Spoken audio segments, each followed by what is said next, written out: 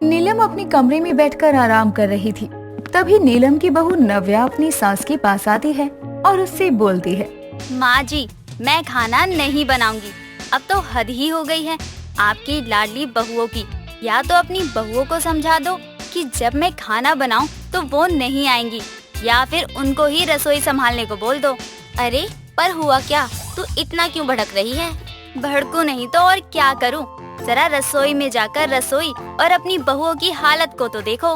हे भगवान, पता नहीं क्या हो गया है। ना जाने ऐसी कौन सी आफत आ गई है जो इन पांचों का मुंह कभी बंद ही नहीं होता है।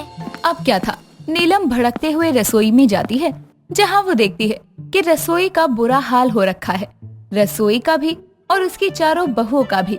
कोई किसी के बालों को पकड़कर खींच रही है तो कोई बेलन और छलनी एक एक करके एक दूसरे पर मार रही है। ये देखकर नीलम का सर चकरा जाता है और वो अपने सर पर हाथ रखकर खुद से कहती है, हे भगवान, ये क्या हो रहा है मेरी रसोई में?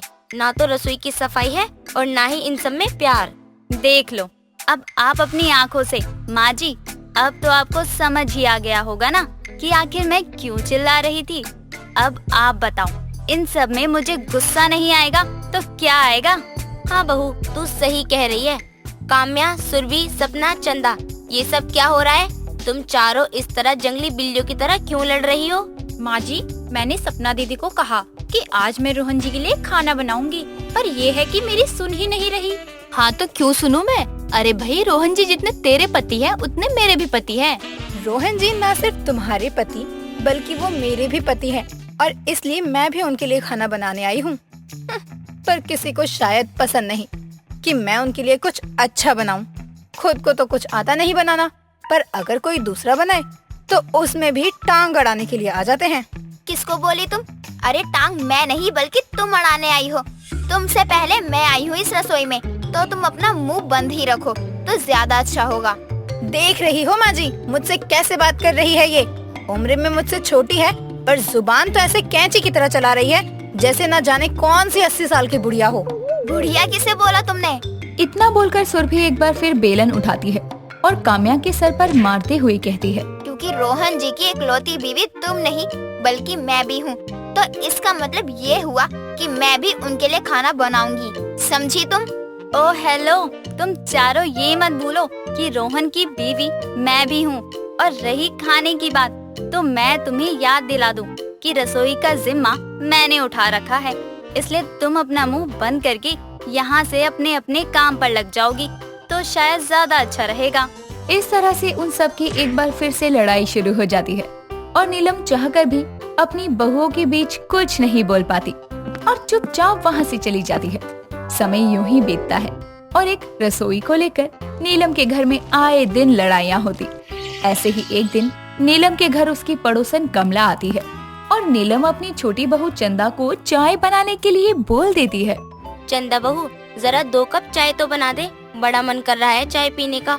और देखना, तेरी आंटी भी घर आई है। हाँ हाँ माँ जी, मैं अभी आपके लिए चाय बना कर लाती हूँ। चंदा अब अपनी सास की बातें मानकर रसोई में चाय बनाने चली जाती है तो वहीं कमला नीलम से बोलती है, नीलम बहन, तेरे तो भाग्य ही खुल गए ऐसी बहू पाकर। भले ही तेरे इकलौते बेटे की शादी 5 लड़कियों से हुई हो, पर मानना पड़ेगा तेरी 5 बहुएं बहुत संस्कारी है। देख तो कैसे एक बार में ही मान गई। कमला बहन, तूने वो बात तो सुनी ही होगी ना कि जब एक तूफान आने वाला होता है तब सब कुछ थम जाता है। सीधे शब्दों में कहें तो ये शांति तुझे ज्यादा देर देखने को नहीं मिलेगी। ये शांति तूफान के आने से पहले की शांति है। क्या मतलब? कमला खुद से ये बातें बोल ही रही थी कि तभी कमला के कानों में उसकी बहू के चिल्लाने की आवाज आती है, माँ जी देख रही हो आप, ये चारों मुझे चाय नहीं बनाने दे रही हैं। अब पता चल गया मैं क्या बोलना चाह रही थी तुझे। और देखना है मेरे घर की शांति। आजा, मैं तुझे मेरे घर की शांति दिखाती हूँ। क्या हो गया, अब क्यों चिल्ला रही हो तुम? माँ जी, आपने मुझे चाय बनाने को कहा था ना। हाँ क्यों, क्या हुआ? ये देखो, ये लोग मुझे चाय वाला बर्तन ही नहीं दे रहे हैं। मैं चाय कैसे बनाऊं? बहू, और भी तो बर्तन है, तू उसमें बना ले। माँ जी, वो जूठे हैं। तो उसको धो लेना। मैं नहीं धो रही। बर्तन धोने का काम मेरा नहीं है, जिसका काम उसी को साजे, और करे तो डंडा बाजे। जब ये कहावत तुम्हें आती है तो तुम इस कहावत को मान क्यों नहीं लेती? तुम्हारा काम है रोटियां बनाने का, तो तुम अपनी रोटियां बनाना। चाय और रात का खाना मेरा है, तो मेरा काम मुझ पर ही छोड़ दो। मैं तुम पाँचों और इस रसोई से बेहद परेशान हो चुकी हूँ। कभी कभी तो मन करता है कि मैं तुम लोगों को घर से ही निकाल दूँ, क्योंकि तुम पाँचों ने तो अपनी शर्म को इस रसोई की गैस पर जला दिया है। क्यों, सही बोल रही हूँ ना मैं? माँ जी, आप ऐसा क्यों बोल रही हैं? अरे बोलूं नहीं तो और क्या करूं? तुम ना तो समय देखती हो और ना ही ये देखती हो कि कोई घर पर आया है या नहीं। कमला आई है, तुम्हारी ये हरकत देख क्या सोच रही होगी? तुम पाँचों ने तो मेरी नाक में दम करके रख दिया है। गुस्से में नीलम बाहर हॉल में चली जाती है और उसके पीछे कमला भी जाती है, जिसके बाद कमला नीलम को अपने सर पर हाथ रखे बैठे देखकर उससे कहती है, नीलम, तू इतनी चिंता क्यों कर रही है? अरे जहाँ 4 बर्तन होते हैं वहाँ आवाज तो होती ही है ना। आवाज आती है पर कोई बर्तन टूटता नहीं है। इनको देखकर तो कभी कभी लगता है कि ये बर्तन कहीं टूट ना जाए। मैंने इस घर को बहुत संजो के रखा था, पर अब नहीं लगता कि ये घर सही से चल पाएगा। मैंने अपने इकलौते बेटे के लिए शिव जी से 5 गुणों वाली बहू मांगी थी, पर शिव जी ने मुझे 5 बहू ही दे दी। सब ठीक हो जाएगा नीलम। कुछ ठीक नहीं होगा। अब मैं इन पाँचों की एक रसोई को अलग कर दूंगी। इनकी रसोई अलग होगी तो कम से कम इनके बीच लड़ाई तो नहीं होगी ना, साथ ही इस घर में शांति तो बनी रहेगी ना।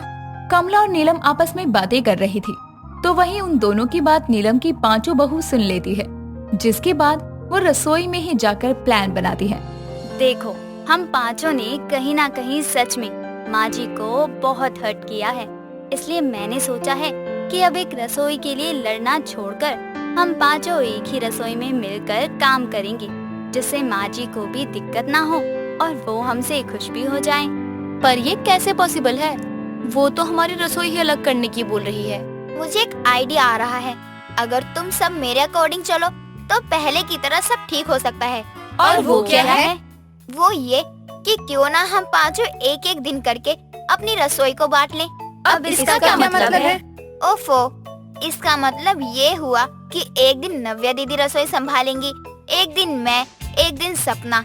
इस तरह से हम पाँचों अपनी रसोई को संभालते रहेंगे और फिर हम लोगों के बीच ना तो लड़ाई होगी ना इस घर में शोर होगा। सभी को सुरभि का ये आइडिया अच्छा लगता है और अब वो सब वैसा ही करते हैं जिस तरह से उन पांचों ने प्लान किया था। समय गुजरता है पर अब नीलम के घर में ना तो शोर होता और ना ही कोई हंगामा होता। अपने घर में इतनी शांति देखकर नीलम को ये शांति जरा भी हजम नहीं होती। ये देखकर नीलम अपनी पांचों बहुओं के पास जाकर उनसे कहती है, तुम पाँचों की तबीयत तो ठीक है ना? हाँ माँ जी, हम सब ठीक है। वैसे माँ जी, आप ये क्यों पूछ रही हैं? तुम पाँचों रसोई के लिए काफी दिनों से लड़ नहीं रही, बस इसीलिए। वो इसीलिए माँ जी, क्योंकि जब आप कमला आंटी से बात कर रही थी तो हम पाँचों ने आपकी बात सुन ली थी, जिसके बाद हमने प्लान किया कि अब हम नहीं लड़ेंगे। सपना अब अपनी सास को सारी बात बता देती है। ये सुनने के बाद नीलम को बहुत अच्छा लगता है और वो उन सभी को गले से लगा लेती है, जिसके बाद वो अपनी पांचों बहुओं से बोलती है, मेरी 5 बहू ये समझ ही गयी कि मेरी 5 बहुओं की एक ही रसोई है, इसीलिए वो अपनी एक रसोई में शांति से काम करती हैं।